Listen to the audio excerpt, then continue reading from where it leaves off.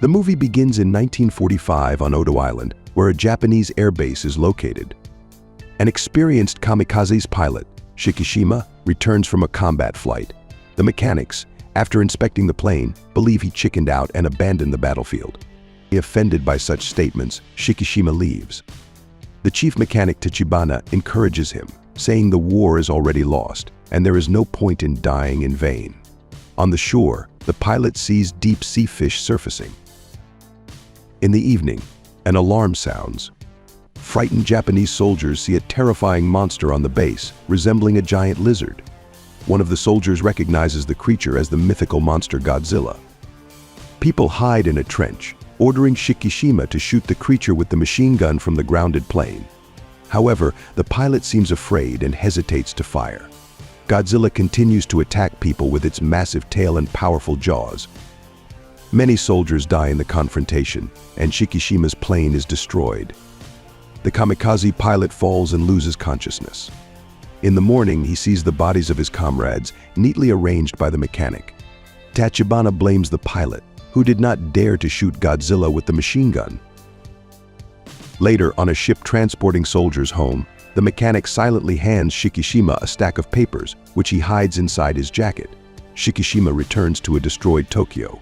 Soon, he arrives at his house, which is now only ruins. A neighbor tells him that his parents died from enemy bombings, then accuses the kamikaze of cowardice. One day at the market, Shikishima tries to catch a fleeing thief, but she tosses him a baby and runs away. Shikishima waits all day with the child, but the girl does not return. Getting ready to go home, he unexpectedly finds the thief around the corner. The girl, named Noriko, explains that the child is not hers. She picked up the baby Akiko after a bombing. Noriko stays at Shikishima's home without even asking his permission. In the morning, the neighbor, despite her dislike, learns that Shikishima has taken in an orphan and brings some food for the baby. Noriko and the child live together with Shikishima. The man brings home an impressive advance payment and says that he got a job as a sailor on a minesweeper clearing sea mines. There are 60,000 mines floating around Japan, and they pay well for dangerous work. The girl is upset that Shikishima will have to risk his life, but he has no choice. The minesweeper Sensei Maru turns out to be an old wooden boat. On their first trip to sea, the crew explains to Shikishima what to do. They cut the anchor rope of a mine, and when it surfaces, the team shoots it with a machine gun until it detonates. The novice's military experience comes in handy. He shoots better than the rest of the sailors. Shikishima is haunted by nightmares of the attack by the giant monster. He doubts whether he himself returned home alive from the island of Odo, scaring Noriko with his strange behavior. The girl pushes him away, scattering the photos of his comrades, who allegedly died because of his inaction. In July 1946, the US military tests a nuclear bomb at Bikini Atoll. The explosion resonates deep underwater, forcing the sleeping Godzilla to reluctantly open its eye. In Japan, the money Shikishima earned is enough to furnish a home. The sailor invites his colleagues from the minesweeper to his home. Shikishima tells them Noriko's story and says he dislikes that Akiko now calls him Dad. His colleagues believe that fate brought them together, but a distressed Shikishima changes the subject. However, when Noriko finds a job, planning to move in the future, Shikishima is saddened. Meanwhile, American ships in the Pacific are attacked one by one by a mysterious giant creature. The military believes the creature is moving towards Japan, but they cannot intervene to avoid provoking the USSR. The minesweeper Sensei Maru, along with another minesweeper and a small vessel, are sent to guard an American cruiser that has received mysterious damage. The nature of the damage suggests that it was caused by a giant creature. Shikishima realizes that Godzilla is responsible. A deep-sea fish surfaces near the vessel. The sailors learn that they were sent here not by chance. The American military cannot send a navy so as not to provoke the USSR. If the creature that sank the cruiser appears, the crew can use the diffused mines as weapons, as they have a military engineer, Noda, on board. Their task is to wait for a Japanese heavy cruiser.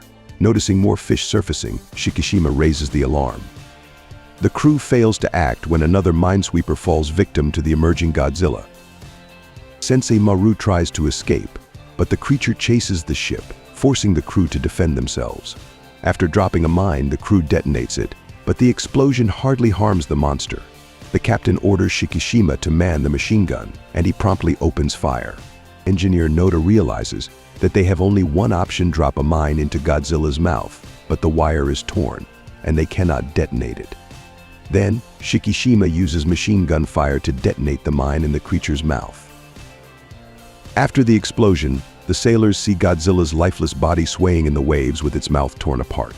However, within minutes, the kaiju's mega regeneration kicks in, and the wound heals instantly. Enraged, Godzilla prepares to destroy the minesweeper, but instead receives another explosion from the guns of the approaching heavy cruiser Takao. A volley from several guns inflicts serious damage on Godzilla. Hidden underwater, the monster swims close to the cruiser to attack it with incredible force, breaking superstructures and nearly capsizing the ship. A point-blank shot forces the monster to retreat. Then, from below the water, a blue energy ray blasts Takao into pieces. From the clouds of smoke, Godzilla rises. Having won, the monster swims away, and Shikishima loses consciousness. The man wakes up in the hospital. He is very concerned about the government's inaction, which hides information about Godzilla and does not evacuate Tokyo's residents. In the evening, Shikishima tells Noriko about the incident on Odo Island and admits that he chickened out and let his comrades down, not dying with them or as a kamikaze. Japanese sailors spot Godzilla underwater, report it to the government, and prepare to detonate mines in the monster's path. However, this yields no results.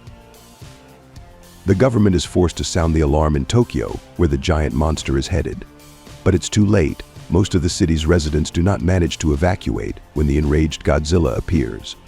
An abandoned train car forces a subway driver to brake sharply. In one of the cars, Noriko watches the giant creature in horror. The monster grabs the neighboring car, and the girl manages to jump into the water. Journalists on a rooftop film the event with a video camera, but Godzilla destroys the building along with the people inside.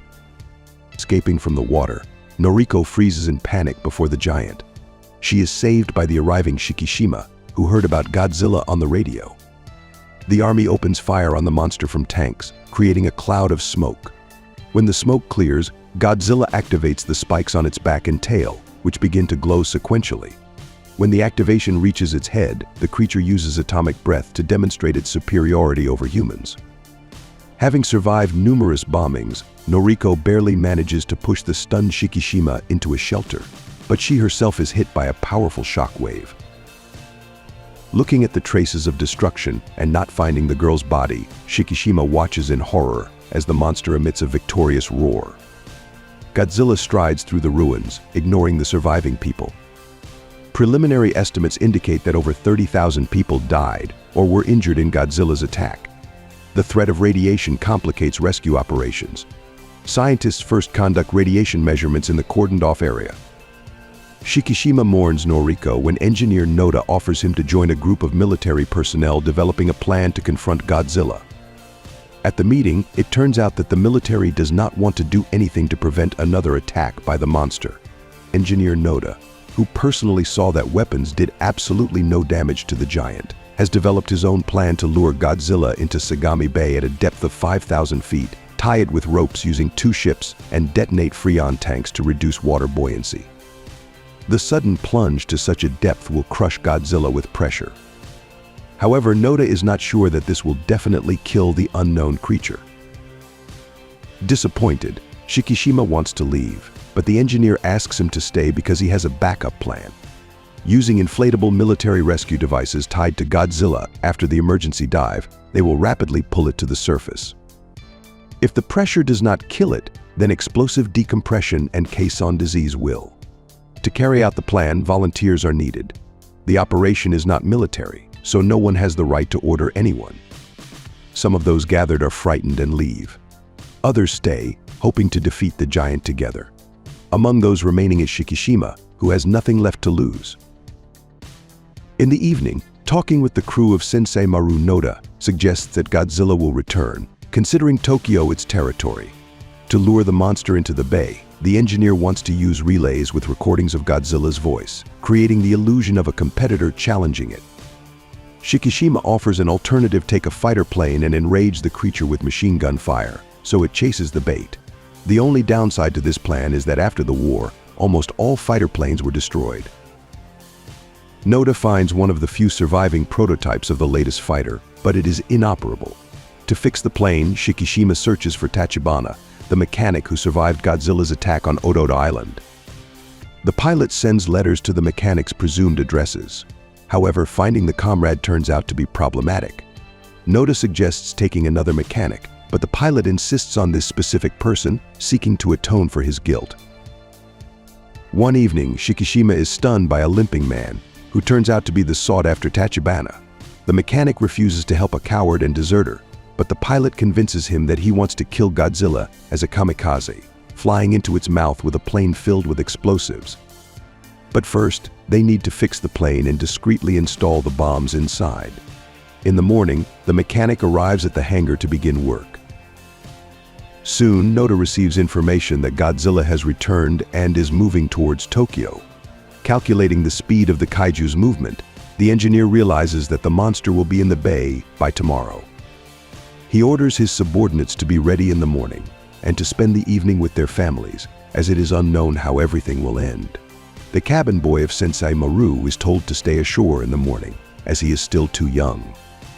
Shikishima picks up Akiko from the neighbor, receiving a picture from the girl which depicts a family hymn, Akiko and Noriko. In the morning, having left a parcel with money for a neighbor for her support near his adopted daughter, Shikishima sets off on his last mission. In the hangar, Tachibana shows how he placed the bombs in the plane and where the detonator is located. Ships patrol the bay, attracting Godzilla's attention with loud voice messages. Soon, the monster appears, grabs one of the ships, and with a powerful throw, hurls it directly into the port. Godzilla swiftly approaches the city. Attaching a photo of Noriko to the panel, Shikishima takes off. Gaining altitude, he contacts Noda, reporting that he is ready to lure the creature into the trap. The pilot bravely flies near Godzilla's face, attracting its attention. On the second round, Shikishima opens fire from the machine guns, narrowly avoiding a tail strike. The plan succeeds. The monster follows the plane into the ocean. Noda gives the readiness command to the ships in the bay. The pilot continues to annoyingly circle overhead, giving Godzilla the necessary direction. However, upon seeing the approaching ships, Godzilla switches its spikes to energy mode and destroys them with its powerful atomic breath. Fortunately, there were no people on the distracting ships. While Godzilla recharges its atomic breath, people begin a counterattack. Two ships flank the monster from the sides, stretching a rope with Freon tanks and inflatable rafts. Shikishima circles overhead, distracting the creature's attention. Moving side by side, the ships tighten the rope around Godzilla, which, in helpless fury, tries to reach the fighter. Noda sees through binoculars that Godzilla has switched its attention to them, preparing for a new attack.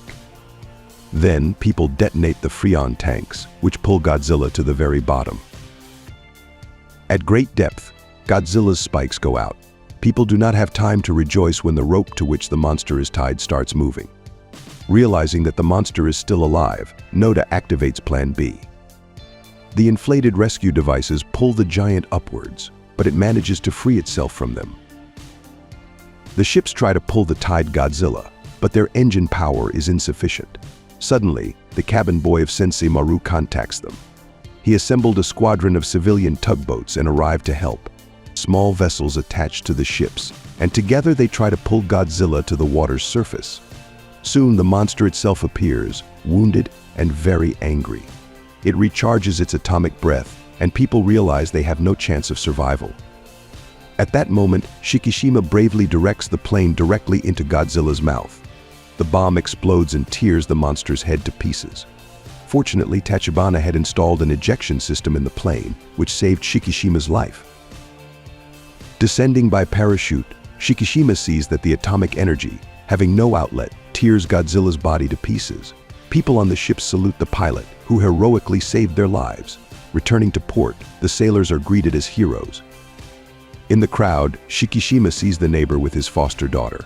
The woman hands him a recently received telegram. Reading it, the pilot and the girl rush to the hospital, where they find Noriko, injured but alive. Sobbing, the man hugs the girl. Meanwhile, a piece of Godzilla's flesh, sinking to the bottom, unexpectedly begins to regenerate.